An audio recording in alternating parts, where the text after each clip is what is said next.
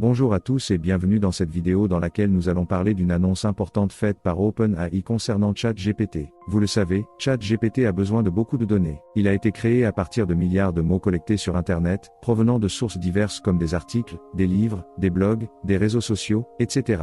Et il continue de s'entraîner sur les conversations qu'il a avec les internautes. Le problème, c'est que ces données ne sont pas toujours respectueuses de la vie privée des utilisateurs. ChatGPT utilise et stocke leurs données sans leur consentement explicite ni leur information claire sur l'usage qui en est fait. Il peut aussi divulguer des informations sensibles ou confidentielles provenant de ses conversations antérieures avec d'autres utilisateurs. Il peut également générer des contenus inappropriés ou dangereux, comme des fausses informations, des propos discriminatoires ou violents, ou des textes protégés par le droit d'auteur. Ces problèmes posent des risques éthiques et juridiques pour OpenAI, qui doit se conformer aux règles de protection des données en vigueur dans les pays où ChatGPT est utilisé. En particulier, en Europe, le Règlement général sur la protection des données, RGPD, impose aux entreprises qui traitent des données personnelles de respecter certains principes, comme la transparence, la minimisation, la sécurité, ou le droit à l'oubli. Si OpenAI ne respecte pas ces principes, il s'expose à des sanctions financières ou judiciaires. C'est pourquoi OpenAI a décidé de donner plus de contrôle aux utilisateurs sur leurs données personnelles, en leur permettant de désactiver l'historique de conversation et de refuser que leur message soit utilisé pour entraîner son modèle de langage. Cette mesure vise à renforcer la confiance des utilisateurs envers ChatGPT, et à réduire les risques liés à son utilisation. Si vous ne souhaitez pas que votre historique de conversation soit utilisé pour entraîner le modèle, voici ce que vous devez faire. Il faut savoir que l'historique de conversation est par défaut activé.